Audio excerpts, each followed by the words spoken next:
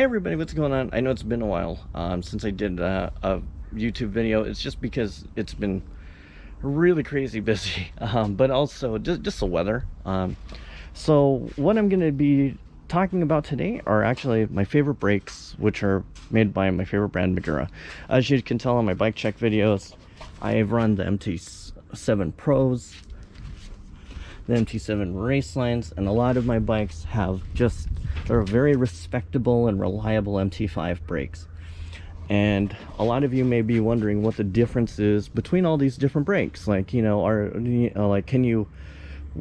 so today I'm going to talk about interchangeability and also what I really enjoy about all these brakes. So let me just jump into it right now. The reason I really went to Magura MT5s and 7 brakes is, you know, I really trust my bike shop, Go Huck Yourself Bikes in Renton. You know, a lot of those guys there, they do a lot of crazy, just seat of your pants. For me, I've ridden with some of those guys before, just riding, and they're really skilled. They're great, experienced downhill guys, you know. And so when they talk about durable equipment, and they work on their own stuff, and they've worked on my bikes, they do a quality, awesome job. And when they're like, here, I would recommend these brakes over X, Y, and Z because they've tried them before, you know, I take their advice. So and I try them for myself because they know that I'm going to be honest if I'm not really excited about the brakes. But anyway, the first brakes I ever had are Magura MT5s. I was looking for some brakes for a cross-country race on a whim because I really loved the at the time, you know, the Formula RX brakes, if anybody remembers those. But anyway, for the Magura MT5 brakes, they're real cool. You can actually run Magura MT7 pads on them. If you do, make sure you order them and get them with retaining pins. These are in here are not Magura MT7 pads, are still MT5 pads. I just put the retaining pins in here because these are kind of hard to come by from my experience. So if you can get a hold of some retaining pins that thread through, get them. That way you can run MT7 pads, and I'll show you what the difference is on this table. So these are, I've been playing around with different pads. The cool part about Magura pads is, like, I don't know if you can tell, but here Magura lets you know that it's a genuine pad. It's impressed in here, Magura type, you know, and you can tell what kind of brake it is roughly. Like, this is a Magura Type 9P for an MT5, and this is, you know, the way these go in. And I love Magura for this. It's awesome. You would, in this case, you remove the wheel, you remove the retaining pins, and you can literally, like, pop these in, and there's magnets in here so they attach. Don't mind the kind of flaking job here. I painted these myself with modeler's paint in a rush. So but you can paint the caliper rings, they pop out. Just be careful. You can take a dental pick, a plastic one preferably, and just ease it out, and then you can paint them and pop them back in. It's real easy. But the magnets hold it in place, so it doesn't have that metal spring clip that you always see on other brands of brakes. These stick, and it's so mechanic friendly. I love it for that reason. Even bleeding has gotten really good on Magura brakes. I'll put a link to Duke of MTB. He does a really killer, awesome, kind of on the fly, if you're in a rush kind of brake bleed. I would still recommend doing a full flush, and I think he says the same thing too, you know, by Magura's instructional video. But even installation video, there's a guy on Jenson USA. If you're gonna get Magura brakes, you know, whether they're MT5s or 7s, any of the disc brake setups, and it's a guy in Jenson USA who has a Magura brake install vid. As long as you follow it exactly to a T, how he does it, it will work out perfect every time. That's how I was able to install a couple brakes. Like, I've done my Magura MT7 Racelines on that video, and another set of MT5s on another GT. Works every time, and you know, it's real cool. You know, so you can run MT7, MT5 pads on the MT7s or even the MT5s. Like, it's real cool. The MT7 pads are different because the chimes, no, and so same thing. These are the Magura 8P performance pads. I've been experimenting with different pads, like actually, like on my Magura Racelines. They are the stock pads. On the MT7 Pros, I was trying some $10 Amazon pads. They are garbage. So I mean they work. They just will not have the performance or the quietness you'll get. It will just sound like when you hit the brakes, you got nails on the chalkboard. But same thing, if you get Magura pads, you don't even know what you're running, and you do know there's stock pads, or actually pull them out, it will tell you on the back, which is really helpful. So if you liked the pads, you weren't sure, because Magura makes a whole variety of different brake pads for their calipers, you know, this is a really good way. It's just such a mechanic friendly system.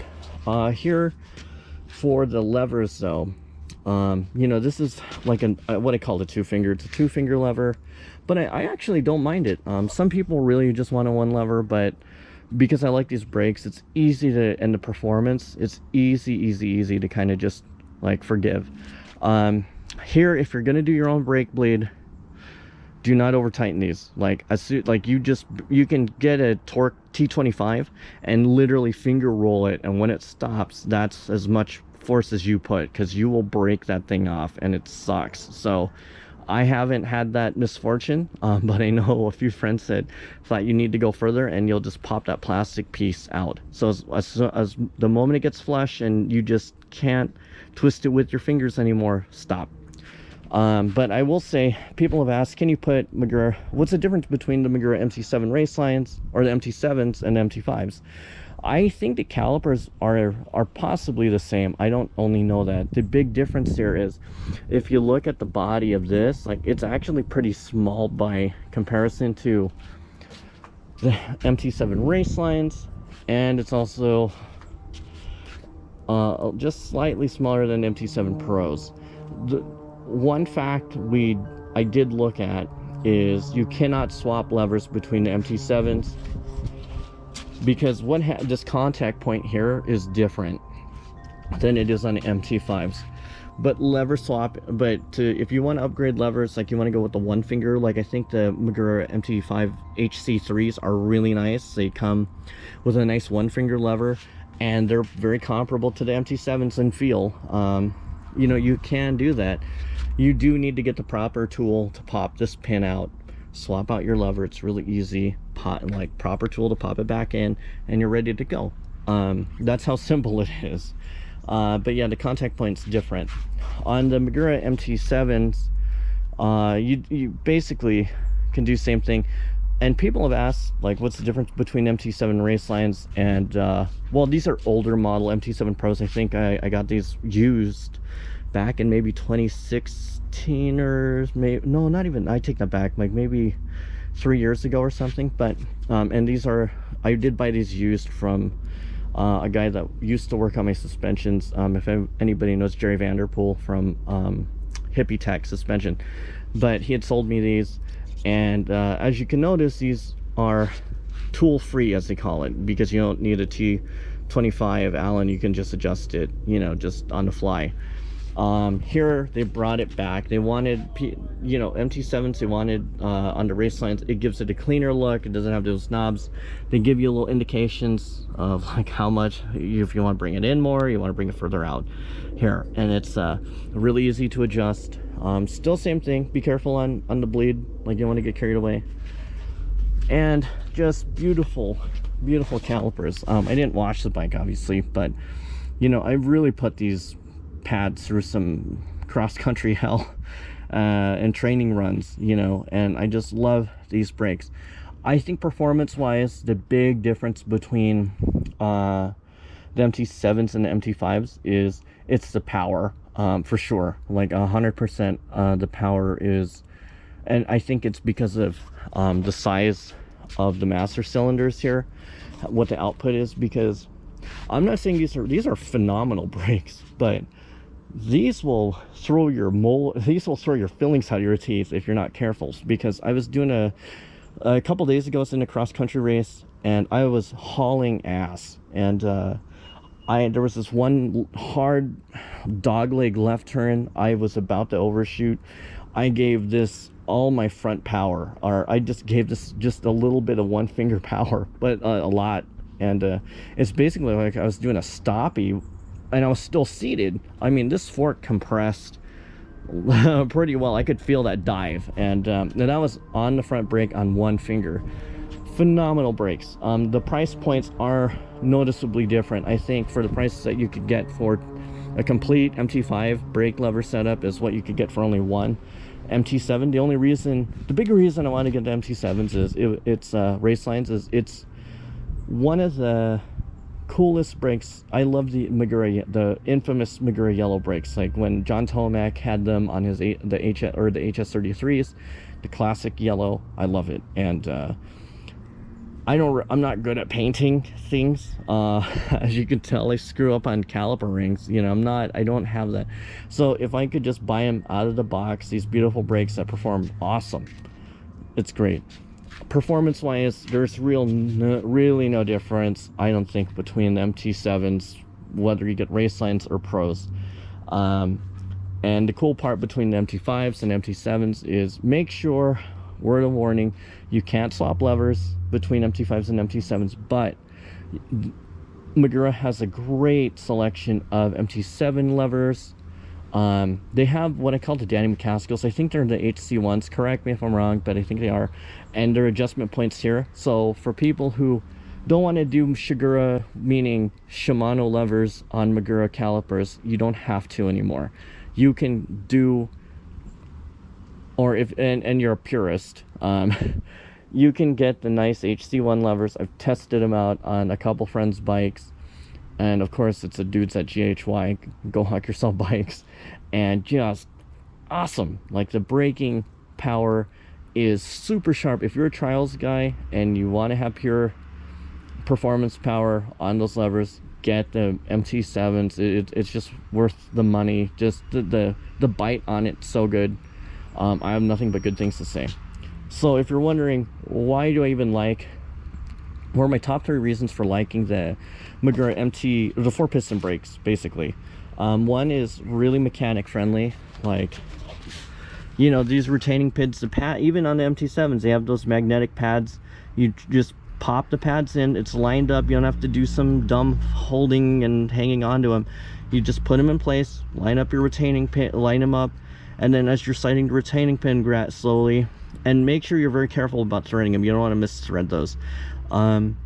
You know, it's just lined up. There's no, like, you can do a brake install in very little time. The only thing you got to be cognizant of is you know, the Magura pads, you can eat through, like, they're pretty thick. And same with the Magura rotors. Like, the Storm rotors are real thick. They're a nice 2mm stock thickness. So you will get plenty of good life on here when you're doing long descents. You don't have to worry about these things getting all flimsy and flexy. You know, for quite a while anyway. I've had I haven't had to replace any Magura's rotors yet. I've just been replacing stock rotors. Like, maybe my bike came with like SRAM rotors or whatever, and I've just replaced them with these, which are noticeably thicker, and they give me a lot less noise, and the performance is pretty good. Like, I like these. I like the Magura Storm rotors and the Magura Storm HC rotors, but for me, I think if I'm gonna decide, like, this is the HC, this is just the stock Storm rotor, it's really good. Like, I like it. It's awesome. Like, it's a good, reliable rotor. And the cool part about the Magura rotors is you can get them in center lock, you can get them in all the various sizes, you know, 160, 180, 2, I think, what is it, 203. And so plenty of good options, center lock or not. And of course, I should say, I know Magura's now making like e-bike specific 4-piston brakes. I don't have any experience with those, so I can't, what I'm saying, the review I'm giving now is just basically about the non-e-bike Magura 4-piston brakes. So I have zero experience on the e-brake or the e-bike specific brakes. So things I will say, what are the cons of having 4-piston Maguras is you will eat through the pads real fast. If you're putting in, like me, like at least 20 miles a week, and it could be even on basic mountain biking, right? Because you will use the brake. I mean, it's not like road cycling where you can get away with pads for a long time. If you're not in hilly areas, you will eat through the pads. This is, you know, if you can't tell the thickness, like these were much thicker, but they were about, you know, about this thick. These are stock Magura pads. You'll eat through pads. Like that's just a sacrifice for the performance. So if you're putting in 20 miles a week of mountain biking, you're probably replacing these pads every 6 months. You know, before they start kind of getting a little, you'll feel it in the lever, because obviously there needs to be more cylinder input and of course more fluid, so your lever is going to kind of go closer to your bar. So there's that. But I think for installation, for performance, for simplicity, like I just like the fact that if I want to replace levers, I can do that. Just pop these out, nothing special. If I want to bleed these, plenty of great videos. Jenson, Duca MTV, Magura's videos for like a full-on brake bleed. You can do that. Like you can do that yourself. It might take practice, but it's worth it. Like once you dial it down, you'll know all the ins and outs of installing Magura 4-piston brakes. Like I love them for that reason. The prices up front is expensive, but I can guarantee you're gonna have really good performance out of them and reliability. Like I haven't crashed these fortunately either, so I wouldn't know how they hold up in like a severe crash, but you know, every crash is different and wild. So and I think that would affect any component, right? So I will say, if you're thinking about getting the Magura brakes, they're brakes that you really want to get, save up some coin, save up some money for it, and go on for them, because they come in a cool variety of colors. You can even pop out the caliper pads, get some fingernail polish, paint them yourself to match your cool bike, or get them stock and there's a really nice quality finish, and cool colors. Like I think Magura's coming out with they got a nice chrome one, I think, floating around, or even just this gunmetal gray. Like plenty of cool options. And the cool part about Magura, on their website, they sell you individual parts. So if you're missing one thing, rather than having to buy the whole freaking unit, you can just actually go and order it on their website, Magura.com, or I think for the United States it's different, Magura USA. But anyway, that is it. If you have any questions about the Magura brakes for the 4-piston stuff, I don't have any experience on the single piston, because I'm just sold on the 4-piston brakes, as you can tell. Definitely drop a comment in the box. You know, I'd love to help. I've tried different pads, and I'm still going through different pads. Magura doesn't recommend doing that out of the box, per their website. But I'm just curious, right? Because people are like, oh, the cool stops are better than the stock Magura pads or whatever. I'm just trying to find, you know, as fast as you will eat through the pads, even if you don't like them, just do a few downhill runs. You'll eat through those pads, and then they'll be finished after, like, you know, 3-6 months. So that, and you know, then you can go on and put on your favorite pads, which so far are still the Magura 8P performance pads. I think are good all-around pad. They do wear out faster than like their harder compound stuff that is more specific for downhill. I think these are just for guys to do basic trail ride or everyday trail riding, whether it's aggressive or not, or even cross country racing. Like, it's good for those applications. Regardless, it's, you know, Magura's been really putting in obviously a lot of thought into their product, and I'm excited because I don't have the complaint I have about the product is nothing about reliability. It's just that you just eat through the pads. But at the price point that you're getting, the pads and the options out there, if you can't bang out, you know, to cover all front and rear pads, and you had to go generic because that's all you got, I mean, these brakes will still run really good and better than other brakes on crappy $10 Amazon pads. Not as good as a full-on OEM Magura setup, but they will still outdo a lot. Surprisingly, they will, like, and impressively, they will still outdo a lot of other brake systems, in my opinion. I've had SRAM guides, wasn't a fan. I never liked the noise out of, like, there's just a lot of reasons, and the fade kind of got to piss me off a little bit. I've tried Shimano stuff. I haven't tried the latest 4-piston stuff, and I don't plan to. I love the Magura stuff. As a trials guy who started out with HS33s and even has the latest HS33s, which is unbelievable. That's cool too. I wish they would do race lines for the rim brake still, but I bet a lot of people aren't running rim brakes anymore except us trials guys, and I mean, it's still cool. But anyway, that's it.